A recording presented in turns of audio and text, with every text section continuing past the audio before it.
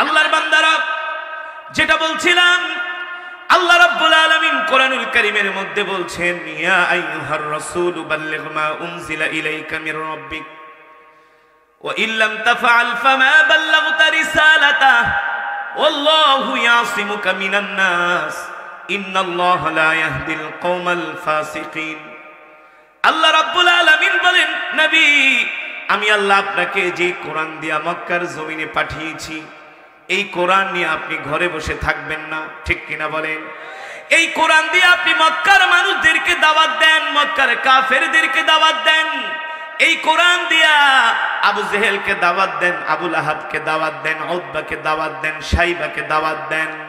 মক্কার প্রতিটা ঘরে ঘরে কোরআনের দাওয়াত পৌঁছে দেন। আল্লাহু আকবার। ও মুসলমান যুবক, তুমি মুসলমানের সন্তান হইয়া আজকে সেই কোরআন পড়ো না।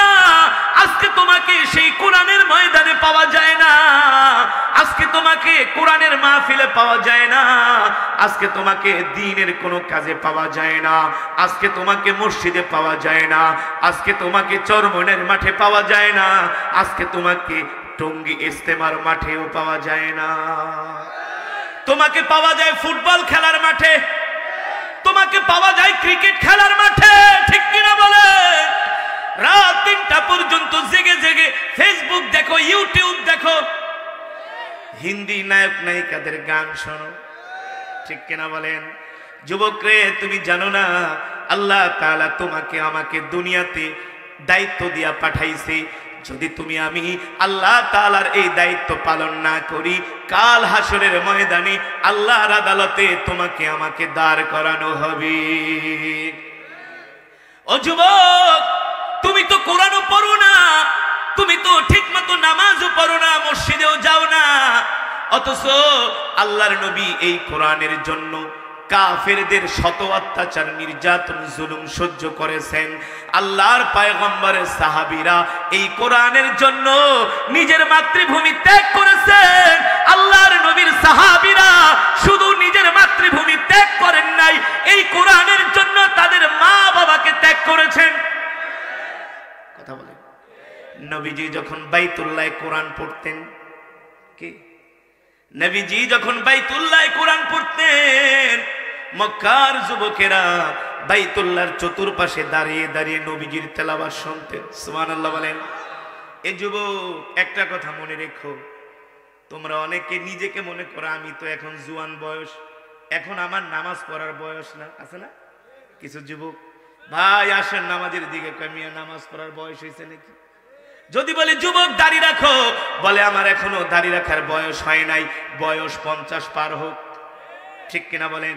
যদি বলি যুবক আসো আলেমদের সাথে 3 দিনের জন্য দাওয়াত ও তাবলীগে যাই, বলে আমার সময় নাই। কিন্তু ইতিহাস বলে আল্লাহর নবীর কাছে যত সাহাবীরা কালেমা পড়ে মুসলমান হয়েছেন, ম্যাক্সিমাম ছিলেন যুবক, ম্যাক্সিমাম ছিলেন কিশোর, ম্যাক্সিমাম ছিলেন তরুণ, ঠিক কিনা বলেন? আল্লাহর নবী যুবকদেরকে অনেক বেশি ভালোবাসতেন। কাদেরকে? আল্লাহর নবী যুবকদেরকে অনেক বেশি ভালোবাসতেন। আল্লাহর নবী যুবকদেরকে এত ভালোবাসতেন, ইতিহাসের মধ্যে আছে আল্লাহর নবী যুবকদের কারণে উহুদের যুদ্ধে একেবারে ময়দানে যেয়ে যুদ্ধ করেছেন। যুবকদের পরামর্শে আল্লাহর নবী যুবকদেরকে এত ভালোবাসতেন। আল্লাহু আকবার। ও যুবক, মক্কার যুবকরা, মক্কার মূর্তি পূজক যুবকরা আল্লাহর নবীর কোরআন শোনার জন্য বাইতুল্লাহ হাজির হতো। আবু জেহেল, আবু লাহাব, উতবা, শাইবা, ওলীদ ইবনে মুগীরারা মক্কার যুবকদেরকে ডাক দিয়ে বলতে, আইয়ুহাস শাবাব তাআলাও, এ মক্কার যুবকেরা এদিকে আসো, শোনো আমরা তোমাদেরকে বলতেছি তোমরা মুহাম্মাদের ধারে কাছেও যাবা না। মুহাম্মদ হুয়া মাজনুন, মুহাম্মদ হুয়া কাহিন। বলেন নাউজুবিল্লাহ। মুহাম্মদ হুয়া শায়ের, মুহাম্মদ নিজে নিজে কবিতা বানায়া সেটা কোরআন বলে চালায় দেয়। নাউজুবিল্লাহ। মুহাম্মদ মানুষের মনের কথা বইলা দেয়, মুহাম্মদ মানুষকে জাদু করে, সুতরাং তোমরা ভুলেও মুহাম্মদের ধারে কাছে যাওয়া না। নাউজুবিল্লাহ বলেন। অথচ আল্লাহর নবী যেটা তেলাওয়াত করেন এটা কোনো মানুষের কবির কাব্য নয়, এটা হলো আল কোরআন। এটা হলো আল কোরআন। আজকে আমরা সেই কোরআন থেকে দূরে সরে যাওয়ার কারণে আমাদের মুসলমানদের সমাজ নষ্ট হয়ে যাচ্ছে, দেশ নষ্ট হয়ে যাচ্ছে, পরিবার নষ্ট হয়ে যাচ্ছে, আজকে সংসারগুলো নষ্ট হয়ে যাচ্ছে। আজকে মুসলমানের ঘরে শান্তি নাই, সমাজে শান্তি নাই, রাষ্ট্রে শান্তি নাই, এমনকি দাম্পত্য জীবনেও শান্তি নাই। সঠিক না বেঠিক? জোরে বলুন। আজকের পত্রিকায় দেখলাম কোরআনের শিক্ষা না থাকার কারণে আমাদের সমাজটার মধ্যে কি হচ্ছে বর্তমানে। আজকের পত্রিকায় দেখলাম এক স্কুল থেকে, তাও কি বাংলাদেশের যেন তেন সংবাদপত্র না, কালবেলা রিপোর্ট করেছে। কোন পত্রিকা? কালবেলা। আজকের পত্রিকার রিপোর্ট, এক স্কুলের শিক্ষক আর শিক্ষার্থীরা গিয়েছেন হইল শিক্ষা সফর। শিক্ষা সফরে যায় শিক্ষক আর শিক্ষার্থীরা একসাথে বসে মদ খেয়েছে। শিক্ষক আর শিক্ষার্থীরা একসাথে বসে কি খেয়েছে? প্রমাণ নিবেন? প্রমাণ আছে, রেখে দিছি, কারণ অনেক মানুষ অস্বীকার করে। শিক্ষক আর শিক্ষার্থীরা শিক্ষা সফরে যে একসাথে মদ খেয়েছে, শুধু এটাই শেষ নয়, বাংলাদেশে স্কুল থেকে ম্যাক্সিমাম, আমি সবগুলো বলছি না, মেজরিটি পার্সেন্ট যতগুলো শিক্ষা সফরে যাওয়া হয়, এক বাসের মধ্যে ছেলেরা মেয়েরা একসাথে মিলে ওই পিকনিকের বাসের মধ্যে জোরে জোরে হিন্দি গান বাজায় আর নাচানাচি করে। বাস্তব নাকি অবাস্তব? আমাদের সমাজটা কোথায় যাচ্ছে? আজকে 6-7 এর ছেলেরা ওপেন দাঁড়িয়ে দাঁড়িয়ে রাস্তায় সিগারেট খায়। হ্যাঁ, যদি বলেন এই তুমি সিগারেট খাও কে, বলবে আমার বাবার টাকা দিয়ে খাই। আপনার কি? আমার বাবার টাকা দিয়ে খাই, আপনি বলার কে? ঠিক কিনা বলেন? মুসলমান সমাজ কি আছে? যদি এই ওয়াজ মাহফিল গুলো না থাকতো তাহলে আরো দেশের 12টা বেজে যেত। ঠিক কিনা বলেন? এই ওয়াজ মাহফিল গুলোর কারণেই তো বাংলাদেশ থেকে যাত্রাগুলো দূর হয়েছে। কি হয়েছে? আগে প্রতিটা গ্রামে গ্রামে, থানায় থানায়, জেলায় জেলায় আগে যাত্রা হতো, সারা রাত ব্যাপী যাত্রা হতো, আর এলাকার সব মানুষ যে সেখানে জুয়া খেলতো আর বিড়ি খেত। ঠিক কিনা বলে? এই ওয়াজ মাহফিল গুলোর কারণে বাংলাদেশের সিনেমা হল বন্ধ হয়ে গেছে, একমাত্র কোরআনের কারণে। অথচ এখনো সব যুবকরা যদি কোরআনের ছায়াতলে চলে আসতো তাহলে বাংলাদেশে এই অপরাধ হতো না। হতো? জোরে বলুন। এই পৃথিবীর জমিনে যতই তন্ত্রমন্ত্র বলেন না কেন, কোন তন্ত্রমন্ত্র দিয়ে এই জমিনে শান্তি আসবে না, একমাত্র আল্লাহর কোরআনের তন্ত্র ছাড়া শান্তি আসবে। শান্তি আসতে পারে না এই কোরআন ছাড়া। এই কারণে এখানে যারা মাহফিলে আসছেন, আপনাদের হাতে ধরি, পায়ে পড়ি, আপনারা যে যতভাবে ক্যালকুলেশন করেন না কেন, চিন্তা ভাবনা করেন না কেন, আপনাদের সন্তানদেরকে কোরআন না শিখাইলে কোনোদিনই আপনার সন্তান সুসন্তান হবে না। গ্যারান্টি দিলাম, লেখা রাখেন, গ্যারান্টি দিলাম হবে। এলাকার যে যুবকগুলো আলেমদের সাথে সম্পর্ক রাখে, ওই যুবকগুলাই হলো সবচেয়ে ভদ্র। এই যে এই এলাকার যুবকেরা ইমাম সাহেবের সাথে মিলে কোরআনের মাহফিল করছে, কিন্তু সব যুবকরা কিন্তু আসে নাই। অনেক যুবক আছে না, আসে নাই। এই মাহফিলের পার্টিসিপেটে তাদেরকে পাবেন না, এই মাহফিলের কোনো কাজে তাদেরকে পাবেন না।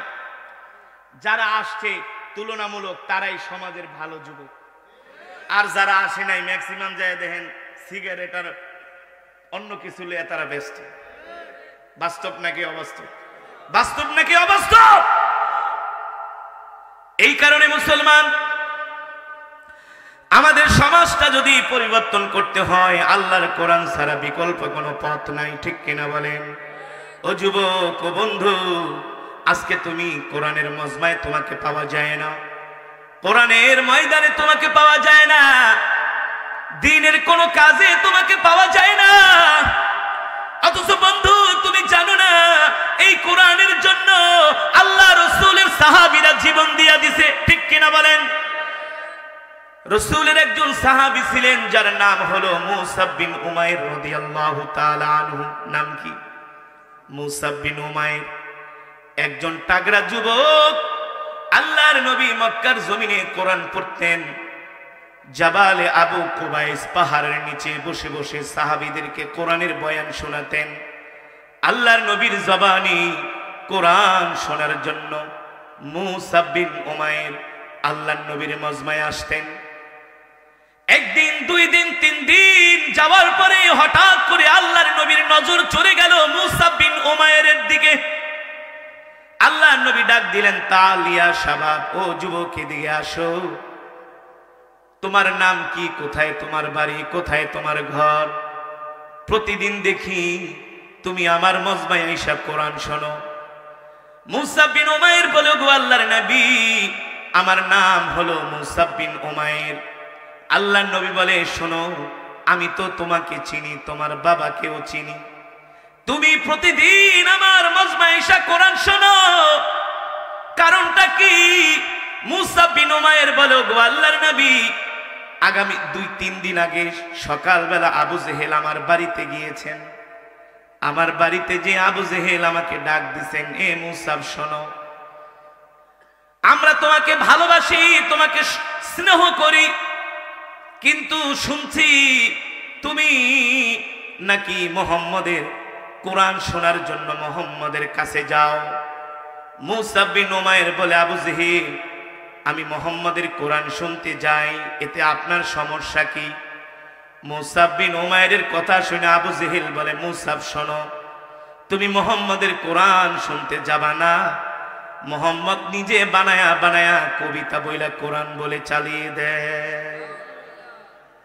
মুসা বিন উমাইর বলে, গো আল্লাহর নবী, আবু জেহেল আমাকে আপনার কোরআন শুনতে এসে নিষেধ করেছে, কিন্তু আমি 1 দিন না, 2 দিন না, 3 দিন না, আমি আপনার কোরআন শোনার জন্য 3 দিন এসেছি। কয়দিন? জোরে বলুন, কয়দিন? আল্লাহর নবী ডাক দিয়া বলে, যুবক রে, তুমি যে আমার কোরআনের তেলাওয়াত শুনেছ, আমার কোরআন শুনে তোমার কাছে কি মনে হয়েছে? মুসা বিন উমাইর বলে, গো আল্লাহর নবী, আবু জেহেল আপনাকে কবি বলেছে, কিন্তু আপনার কোরআন তেলাওয়াত শুনে আমার কাছে মনে হয় এই কোরআন পৃথিবীর কোন কবির কাব্য নয়, এই কোরআন হলো আল্লাহর জবানের কালাম। এই কোরআন হলো আল্লাহর জবানের কালাম। আল্লাহর নবী ডাক দিয়া বলে, মুসা, আবু জেহেল যে আমাকে মিথ্যাবাদী বলেছে, তোমার কাছে কি মনে হয়? মুসা বিন উমাইর বলে, গো আল্লাহর নবী,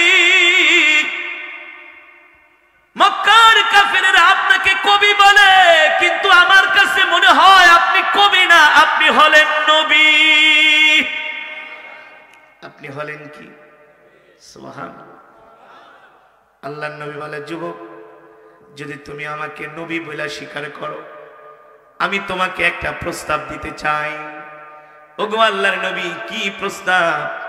এ যুবক, আমি প্রস্তাব দিতে চাই, যদি কোরআনের তেলাওয়াত তোমার কাছে ভালো লাগে, যদি কোরআনের তেলাওয়াত তোমার হৃদয়ে ছুঁয়ে যায়, আর তুমি যদি মন থেকে বিশ্বাস করো আমি নবী, তাহলে আমি তোমাকে একটা প্রস্তাব দিতে চাই।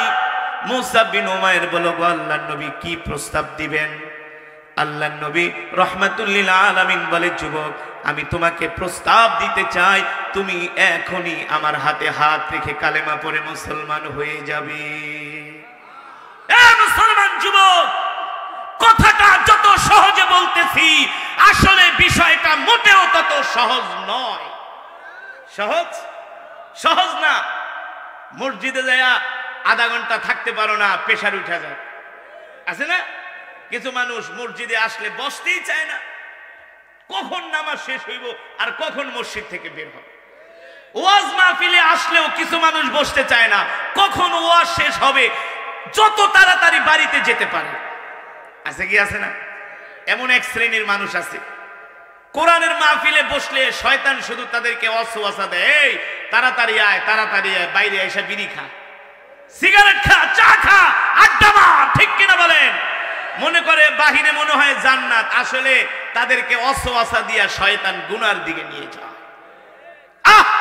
আজকে মুসলমানরা, মুসলিম যুবকেরা মসজিদে যায় সময় দিতে চায় না। আমরা তো দেখি রাত 3টা বাজে উঠে এদেশের যুব সমাজ, এদেশের মুসলমানরা, গরু খাওয়া মুসলমানরা রাত 3টা বাজে আর্জেন্টিনা ব্রাজিলের ফুটবল খেলা দেখছে। দেখে নাই?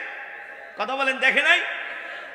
তো কয়দিন দেখছেন যে যুবকরা যায় সব এলাকার মুসলমানরা মিলা মসজিদে যায় তাহাজ্জুদের নামাজ পড়ছে? দেখছে? দেখেন নাই? যেদিন দেখবেন যে যেমন করে তারা আর্জেন্টিনা ব্রাজিলের ফুটবলকে ভালোবাসে, এমন করে যদি তারা তাহাজ্জুদ নামাজকে ভালোবাসতো, আল্লাহর জমিনে আল্লাহর কোরআনের রাজ কায়েম হয়ে যেত। কথা বলেন সঠিক নাকি বেঠিক? আল্লাহর বান্দারা, আল্লাহ তাআলা সবাইকে কবুল করবে না। আল্লাহ তাআলা সবার দ্বারা দ্বীনের খেদমত নিবে না। ঠিক কিনা বলেন? তাদের দ্বারাই আল্লাহ তাআলা দ্বীনের খেদমত নিবেন যারা এই দিল থেকে আল্লাহ তাআলাকে ভালোবাসবে। তবে মনে রাখেন, আপনি যদি দ্বীনের পথে থাকেন, কোরআনের পথে থাকেন, কোরআনের সাথে থাকেন, আপনার কপাল ভালো। আল্লাহ রাসূল বলেন, লা তাযালু তাইফাতুম মিন উম্মতি যাহিরিন আলাল হক। আল্লাহ তাআলা কিয়ামত পর্যন্ত এই জমিনের মধ্যে একটা হকের দল টিকিয়ে রাখবেন। কিসের দল? আপনাদের মতো কিছু আল্লাহর পেয়ারা বান্দারা, কোরআনের প্রেমিকরা, তারা শুধু রাত 10টা 11টা 12টা না, তারা কোরআনের মহব্বতে সারা রাত কোরআনের মজমায় পড়ে থাকে।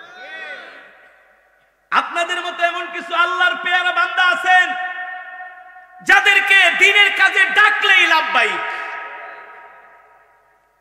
কোনদিন তাদের মুখ দিয়ে না শব্দ নাই দ্বীনের কোনো কাজে। আর কিছু মুসলমান আছে তারা ঝরে যায়, বেশি শীত হইলে তারা নামাজ পড়তে আসে না। আছে কি আছে না? আবার বেশি গরম পড়লেও তারা মসজিদে আসে না।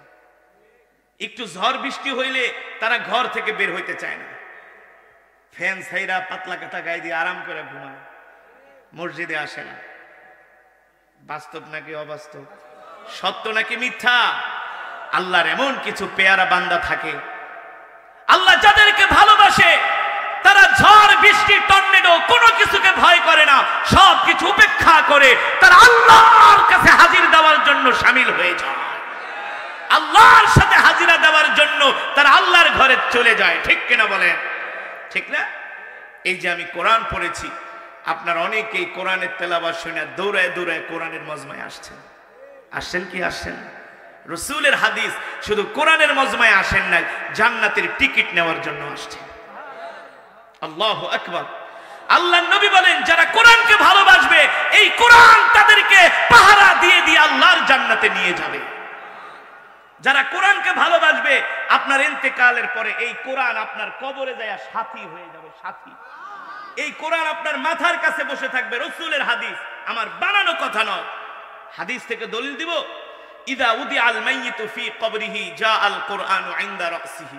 আল্লাহর নবী বলেন, যারা কোরআনকে ভালোবাসবে তাদের ইন্তেকালের সাথে সাথে যখন তাদেরকে কবরে শোয়ানো হবে, আল্লাহর কোরআন তার মাথার কাছে যায় বসে থাকবে, তার কবরটাকে আলোকিত করবে। এই কোরআন আপনার মাও যেতে পারবে না, আপনার বাবাও যেতে পারবে না। এই কোরআন আপনাকে কবরে পাহারা দিবে। আমরা সেই কোরআনকে ভালোবাসি তো? জোরে বলুন। আমরা সেই কোরআনের মহব্বতে শেষ মোনাজাত দিয়া যাব তো ইনশাআল্লাহ? রাজি আছেন? একজন উঠাউঠি করা যাবে না ইনশা। যারা চিটা, আসল ধানের ভিতরে কিছু চিটা থাকে, থাকে না? এগুলো কিন্তু বাতাসে ঝরে যায়। কথা বলেন। যুগ জামানা পাল্টে দিতে চাই না অনেকজন, একজনেই আনতে পারে জাতির জাগরণ। আজকে 250 কোটি মুসলমান 30 লক্ষ ইহুদির সাথে যুদ্ধ করতে সাহস পায় না। বুঝেন না কোন কোয়ালিটির মুসলমান আমরা? অথচ 313 জন 1000 কাফেরের বিরুদ্ধে যুদ্ধ করে বিজয় ছিনিয়ে এনেছে। মাত্র 3000 সাহাবী 3 লক্ষ রোমান সৈন্যের বিরুদ্ধে জিহাদ করেছে। তবে সেই জিহাদের সময় আসতেছে, বেশি দিন দূরে নাই। ইমানকে মজবুত করেন, নাইলে ঝইরা যাবেন। এই গরু খাওয়া মুসলমান দিয়া আল্লাহর দ্বীনের কোনো খেদমত হয় নাই, ইসলামের কোনো খেদমত হয় নাই, হবেও না, হবেও না। কিছু মুনাফিক মার্কা মুসলমান আল্লাহর নবীর জামানায়ও ছিল। নবীজির আশেপাশে এসে ঘুরঘুর করত, বলতো, মোহাম্মদ আনা উহিব্বুকা জিদ্দান, আমি তোমাকে অনেক ভালোবাসি। কিন্তু যুদ্ধের সময় তারা নাই, যুদ্ধের সময় তারা ভাইগা যেত গা। আবার যখন যুদ্ধ করে নবীজি বিজয় সিনায় আনতো, আয়েশা কত মোহাম্মদ তোমাকে তো অনেক ভালোবাসি, যুদ্ধের সময় কই গেছিলা? আমার ক্ষেতের ফসল পাকছিল তো এই কারণে ফসল উঠাইতে গেছি। আল্লাহ নবী কয় তুমি হলা মুনাফিক। ঠিক কিনা বলেন? মুসলমান আমাদেরকে গাজওয়াতুল হিন্দ হাতছানি দিচ্ছে। এই পৃথিবীর প্রতিটা ইঞ্চি ইঞ্চি জমিনে কোরআনের কালেমার পতাকা উড়বে, কোরআনের পতাকা উড়বে ইনশাআল্লাহ। ইমাম মাহদী আসবে। কে কে আসবে? ইমাম মাহদীর সৈনিক তারাই হতে পারবে যাদের ঈমান মজবুত, যারা মসজিদে যায় বসতে পারে না, পেশার উঠা যায়, যারা কোরআনের মাহফিলে আসলে বসতে পারে না, পেশার উঠা যায়, ওরা কোনোদিন ইমাম মাহদীর সৈনিক হতে পারবে না, পারবে না। ঠিক কিনা বলেন? তারা ইমাম মাহদীর সৈনিক হবে যারা শীত নাই, বৃষ্টি নাই, ঝড় নাই, তুফান নাই, তারা কোরআনের মহব্বতে পড়ে থাকবে, কোরআনের ভালোবাসায় তারা মাটির ভিতরে বসে থাকবে। ঠিক কিনা বলেন? তারা মসজিদের ফ্লোরের মধ্যে ঘুমায় যাবে, জামাতে নামাজ তরক করবে না। ঠিক কিনা বলেন? যারা ইমাম মাহদীর সৈনিক হবে তারা তাকবীরুল্লাহ ছাড়বে না। আর যারা মুনাফিক মার্কা মুসলমান তারা 2 রাকাত পর 2 রাকাত হওয়ার পরে দৌড়ায় মসজিদে আসে। জুমার দিন আসে 1:25, আয়েশা জায়গা পায় না, পরে আয়েশা ছোট ছোট বাচ্চাদের সাথে মসজিদের বারান্দায় ঠেলাঠেলি করে। আবার কোন রকম 2 রাকাত হইলেই দৌড়। আবার দেখবেন কিছু আছে খুতবার সময়ও কথা বলে, আছে না? এগুলো হলো মুনাফিক মার্কা মুসলিম, এটা ঈমান দুর্বল। জুমার নামাজে আয়েশা খুতবার সময়ও কথা বলে, খুতবাও শোনে না। আগে তো 4 রাকাত সুন্নত, পরে 4 রাকাত সুন্নত পড়ে না, 2 রাকাত পড়ে দৌড়। পারলে একজনের ঘাড়ের উপর আরেকজন লাফ দিয়া পড়ে। সালাম ফিরাইতে দেরি, কিসের মুনাজাত আর কিসের সুন্নত?